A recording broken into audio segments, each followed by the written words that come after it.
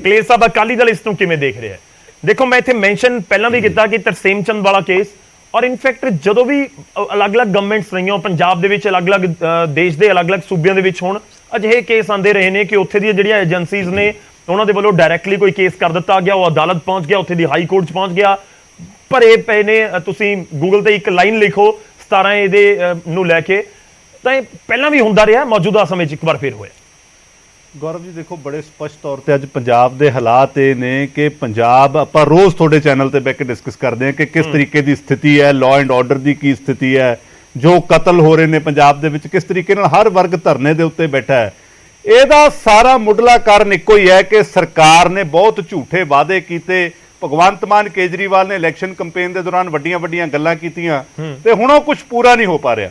ਹੁਣ ਇੱਕਦਮ pedal shift ਕੀਤਾ ਕਿਉਂਕਿ ਲੋਕਾਂ ਨਾਲ ਕੀਤੇ ਵਾਅਦਿਆਂ ਤੋਂ ਧਿਆਨ ਭਟਕਾਉਣਾ ਸੀ। ਹੁਣ ਮੁੱਖ ਮੰਤਰੀ ਜੀ ਆਉਂਦੇ ਨੇ ਕਿ ਜੀ ਮੈਂ ਤਾਂ ਹੁਣ ਪਰਚੇ ਦਊਂਗਾ, ਕੋਰਟਾਂ ਚਾਹੇ ਬਰੀ ਕਰੀ ਜਾਣ। ਦੇਖੋ ਸਾਨੂੰ ਇਹ ਸਮਝਣਾ ਪਊਗਾ ਕਿ ਭਗਵੰਤ ਮਾਨ ਨੂੰ ਜਦੋਂ ਲੋਕਾਂ ਨੇ ਇੱਕ ਮੈਂਡੇਟ ਹੀ ਦਿੱਤਾ ਸੀ, ਫਿਰ ਗਵਰਨਰ ਹਾਊਸ ਜਾ ਕੇ ਕਨਸਟੀਟਿਊਸ਼ਨ ਦੀ ਸਹੁੰ ਖਾਣ ਦੀ ਕੀ ਲੋੜ ਸੀ?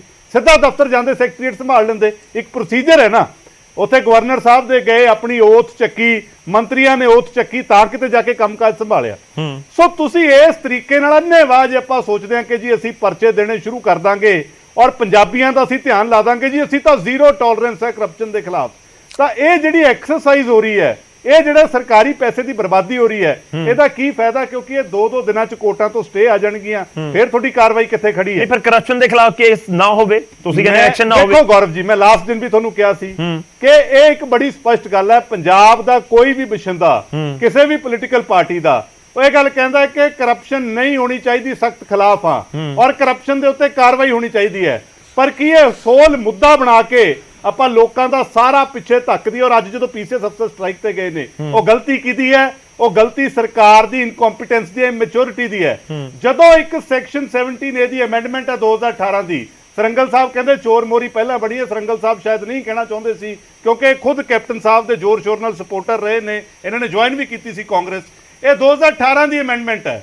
ਜਦੋਂ ਇਹਦੇ ਚ ਬੜਾ ਕਲੀਅਰ ਹੈ ਕਿ ਤੁਸੀਂ ਕਿਸੇ ਦੇ ਅਫਸਰ ਦੇ ਉੱਤੇ ਕੇਸ ਕਰਨਾ ਤਾਂ ਪ੍ਰਾਇਰ ਅਪਰੂਵਲ ਜ਼ਰੂਰੀ ਹੈ, ਤਾਂ ਫਿਰ ਸਰਕਾਰ ਕਿਉਂ ਨਹੀਂ ਪ੍ਰੋਸੀਜਰ ਫੋਲੋ ਕਰਦੀ?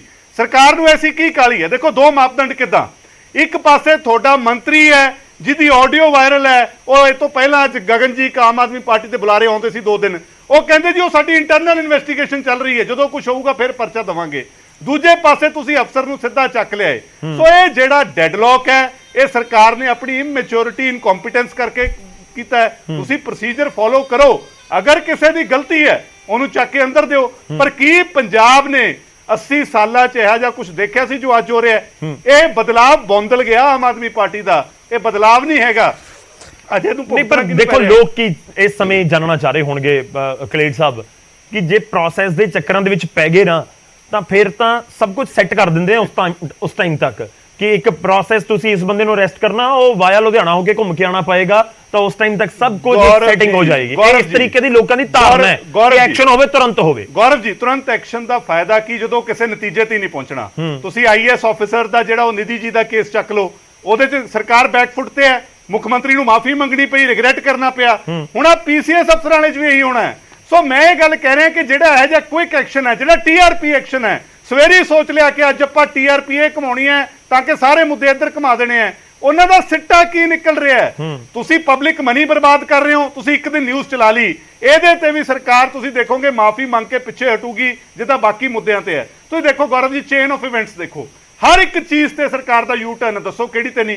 ਕਿਸਾਨਾਂ ਦੇ ਨਾਲ ਯੂ ਟਰਨ, ਮੁਲਾਜ਼ਮਾਂ ਦੇ ਨਾਲ ਯੂ ਟਰਨ, ਬਰਗਾੜੀ ਮੋਰਚਾ U turn, BMW plant U turn, ਜਿਹੜੀ ਹਵਾਈ ਯਾਤਰਾ U turn, Goldy Brar U turn.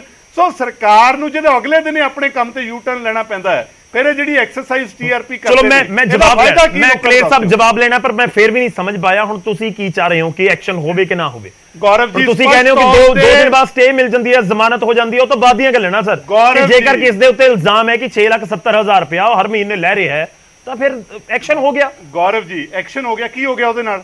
Action ਹੋ ਗਿਆ ਮਤਲਬ ਇੱਕ ਦਿਨ ਦੇ ਐਕਸ਼ਨ ਨਾਲ ਪੰਜਾਬ ਦਾ ਭਲਾ ਹੋ ਗਿਆ।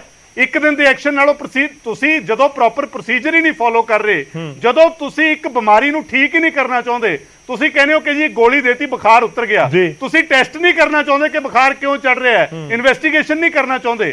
ਸੋ ਕਰਪਸ਼ਨ ਦੇ ਖਿਲਾਫ ਆ, ਕਰਪਸ਼ਨ ਤੇ ਕਾਰਵਾਈ ਹੋਣੀ ਚਾਹੀਦੀ ਹੈ, ਪਰ ਇੱਕ ਪ੍ਰੋਪਰ ਪ੍ਰੋਸੀਜਰ ਨਾਲ ਕਰੋ ਤਾਂ ਕਿ ਉਹ ਲੋਕਾਂ ਨੂੰ ਸਜ਼ਾ ਹੋਵੇ, ਦੂਜਿਆਂ ਲਈ ਐਗਜ਼ਾਮਪਲ ਸੈੱਟ ਹੋਵੇ। ਚਲੋ ਠੀਕ ਆ, ਇਹ ਜਿਹੜਾ 2 ਦਿਨਾਂ ਬਾਅਦ ਬੰਦੇ ਬਾਹਰ ਆਉਣਗੇ, ਤੁਹਾਡੇ ਕੋਲ ਇਹ ਸਰਕਾਰ ਨੇ ਇੱਕ ਜਵਾਬ ਲੈਣਾ। ਗਰੇਵਾਲ ਸਾਹਿਬ